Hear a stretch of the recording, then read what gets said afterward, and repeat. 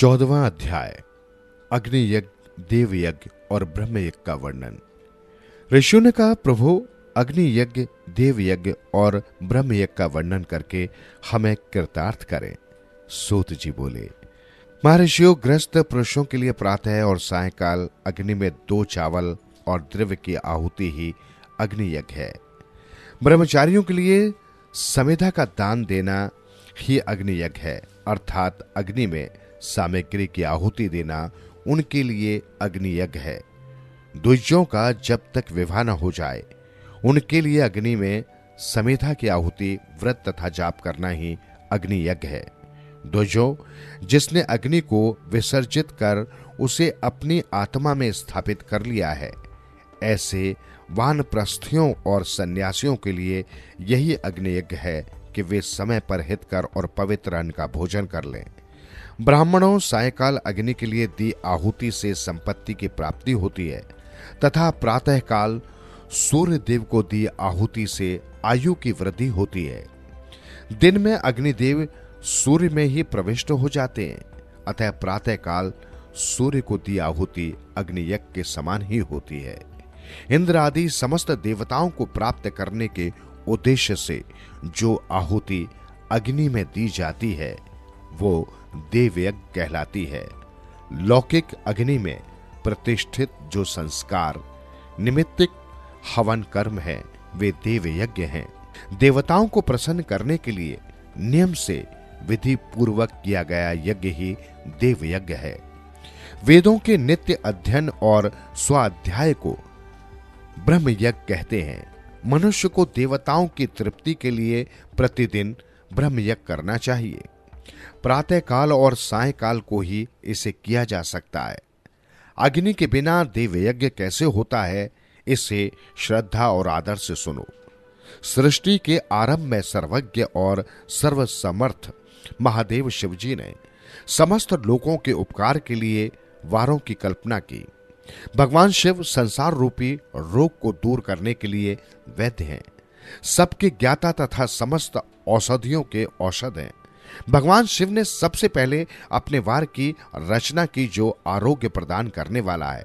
तत्पश्चात अपनी माया शक्ति का वार बनाया जो संपत्ति प्रदान करने वाला है।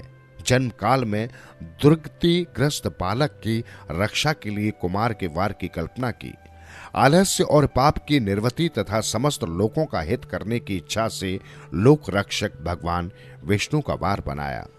इसके बाद शिवजी ने पुष्टि और रक्षा के लिए आयु कर्ता, त्रिलोक सृष्टा, परम श्रेष्ठी ब्राह्मण का आयुष कारक वार बनाया। तीनों लोगों की वृद्धि के लिए पहले पुण्य पाप की रचना होने पर लोगों को शुभाशुभ फल देने वाले इंद्र और यम के वारों का निर्माण किया। ये वार भोग देने वाले तथा मृत्यु भय को दूर करने वाले हैं। इसके उपरांत भगवान शिव ने 7 ग्रहों को इन वारों का स्वामी निश्चित किया। ये सभी ग्रह नक्षत्र ज्योतिर्मय मंडल में प्रतिष्ठित हैं। शिव के वार के स्वामी सूर्य हैं, शक्ति संबंधी वार के स्वामी सोम, कुमार संबंधी वार के अधिपति मंगल, विष्णु वार के स्वामी बुध, ब्रह्मा जी के वार के स्वामी बृहस्पति, इंद्र वार के स्वामी शुक्र व यम वार के स्वामी शनि हैं। अपने अपने वार में की गई देवताओं की पूजा करके उनके फलों को देने वाले है। सूर्य आरोग्य और चंद्रमा संपत्ति के दाता हैं। बुध व्याधियों के निवारक तथा बुद्धि प्रदाता हैं। बृहस्पति आयु की वृद्धि करते हैं, शुक्र भोग देते हैं और शनि मृत्यु का निवारण करते हैं। इन 7 वारों के फल उनके देवताओं के पूजन से प्राप्त होते हैं। अन्य देवताओं की पूजा का फल भी भगवान शिव ही देते हैं।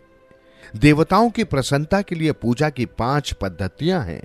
पहले उन देवताओं के मंत्रों का जाप, दूसरा होम, तीसरा दान, चौथा तप तथा 5वां वेदी पर प्रतिमा में अग्नि अथवा ब्राह्मण के शरीर में विशिष्ट देव की भावना करके 16 उपचारों से पूजा तथा आराधना करना है।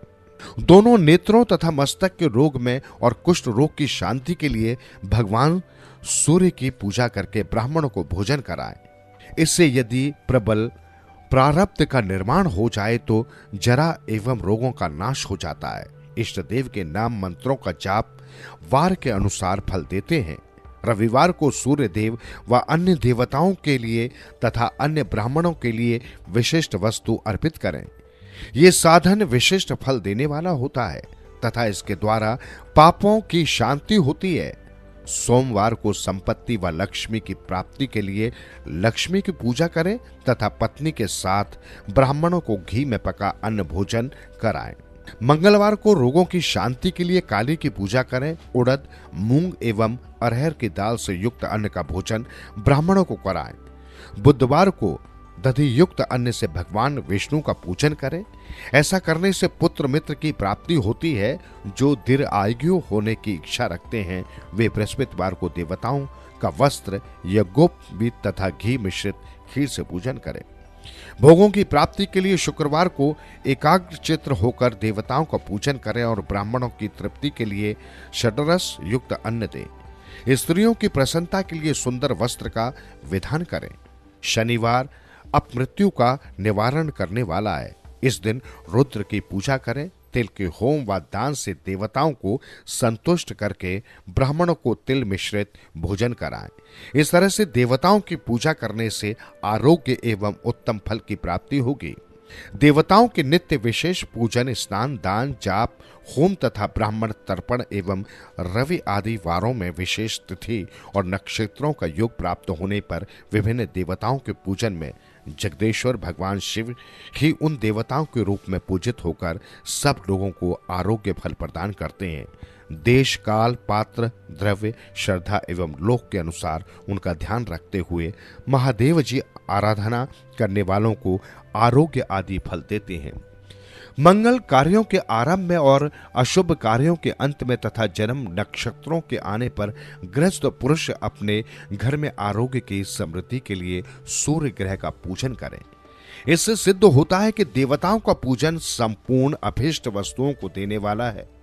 पूजन वैदिक मंत्रों के अनुसार ही होना चाहिए। शुभ फल की इच्छा रखने वाले मनुष्यों को 7 दिन अपनी शक्ति के अनुसार देव पूजन करना चाहिए। निर्धन मनुष्य तपस्या व व्रत आदि से तथा धनी धन के द्वारा देवी देवताओं की आराधना करे।